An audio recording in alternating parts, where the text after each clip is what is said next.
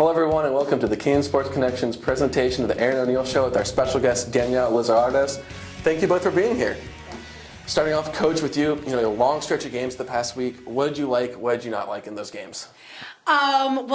I think our record doesn't really show it, but I think we did a lot of really good things. We had some very exciting games. The only day that I was really disappointed with the outcome was on Saturday against Ohio Wesleyan.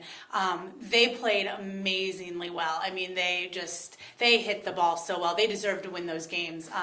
And on the flip side, we didn't play very well. Defensively, we weren't great. Our pitching wasn't up to the par that it's been all season, and obviously our hitting wasn't as good as I would have liked to have been. But I think overall, looking at the four doubleheaders in the 5 days, what I'm most excited about is the girls' ability to bounce back. They've remained positive. We've continued to take each game and learn something from it and get better at something. Maybe not in the statistics column, but in terms of leadership, in terms of commitment to the team, dedication, energy, all those sort of intangibles that are ultimately going to make us a winning championship program. All right, well, opening up the floor to both of you now, like you mentioned, a bit of a struggle pushing some runs across the plate. What do you need to do to fix that and put up some numbers? Well, a couple of innings that we've had, maybe if the defense could just stand a little more shallow. I mean, against Hiram, their fences were 225. We probably hit 5 balls about 210, and they were standing right at the fence. So that gets a little bit frustrating. I've actually been pretty pleased with the way that we've been hitting the ball, our approach at the plate. We're not looking at a lot of strikes. We're not going, we're not waiting around for the perfect pitch. We're attacking early and really putting defensive pressure on the opposing team. And so, it's just, softball's a funny game. Sometimes you just can't come up with that big hit at the right time, but I know that if we continue to work on it and continue to work on our mental approach to hitting, it's going to all come together. And Danielle, being out there on the field, what is your take on this, trying to get a few more runs up there? Everyone wants to contribute to the team, of course. And so when you go up to the plate, you have your one at bat, or you might think you go up to the plate and you're like, this is going to be my one at bat. If I don't do this, and I'm letting down the team.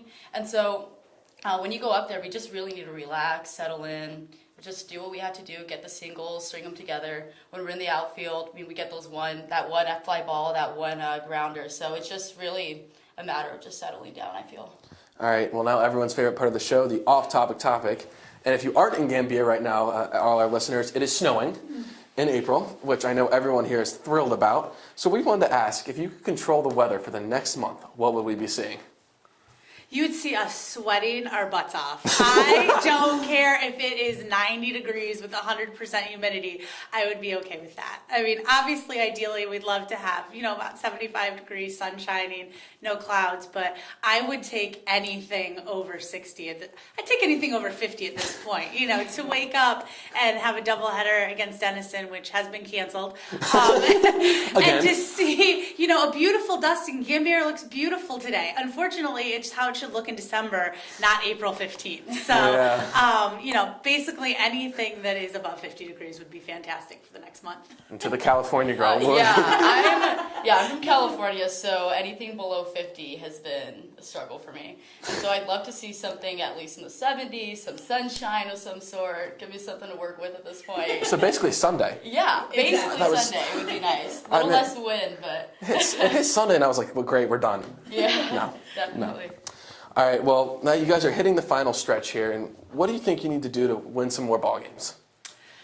That's a good question. I think we need to continue with the approach that we've had.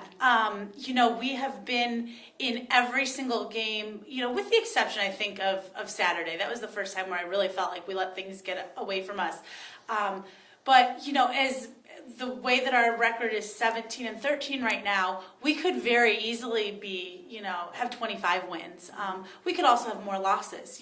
We've played some really close ball games. And I think, you're going to ask in a few minutes about a young team, but I think that there is, I think that does play into it. And I don't like to use that as an excuse because I don't like excuses, but, with so many freshmen, sophomores, juniors starting, there isn't that sense of urgency maybe that you start to feel when you've got 5 or 6 seniors in a class. And so I think that is factoring in right now.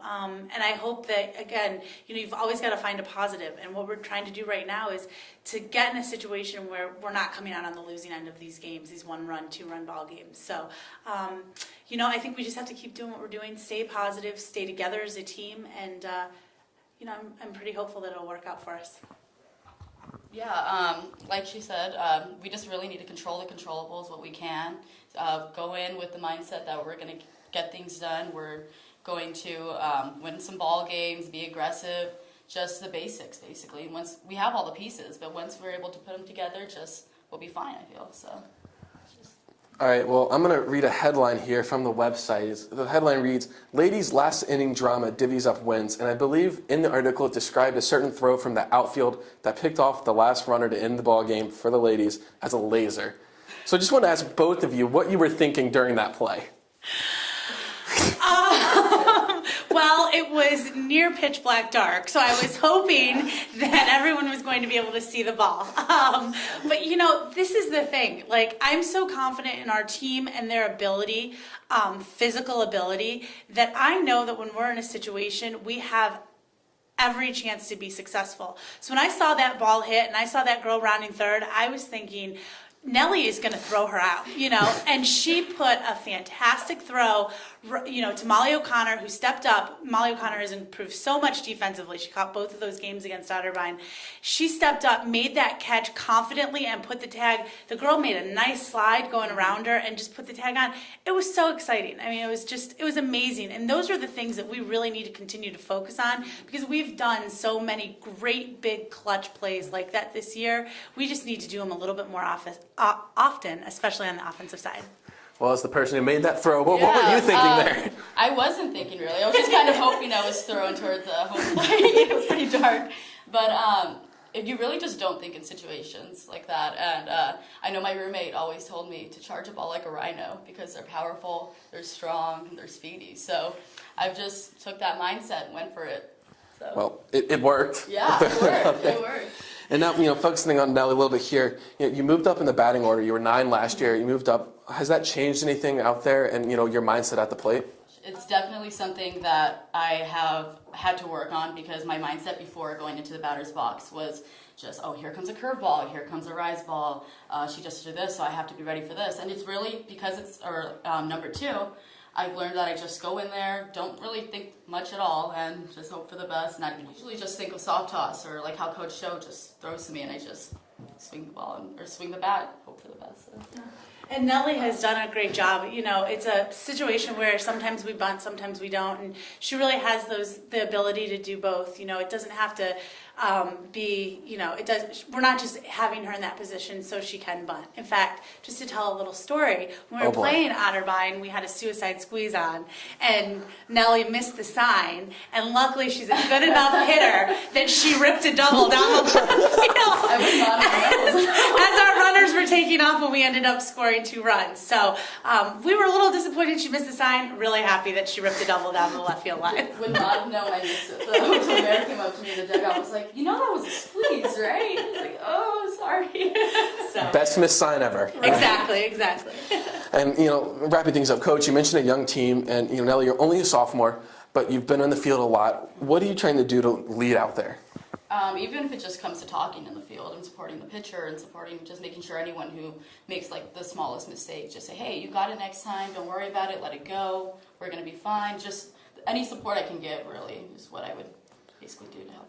Well, for all the fans of ladies softball, Friday, April 18th at 3:30, a doubleheader at home versus Worcester, and then Monday, April 21st at 3:30, another doubleheader home versus Capital University. Come out, support the ladies. For the Kenyon Sports Connection, I'm Matthew Eskin. Coach O'Neill, Danielle, thank you for being here. Thank you. Thank you. And for all of our fans, thank you for joining us, and tune in next week for another Erin O'Neill Show.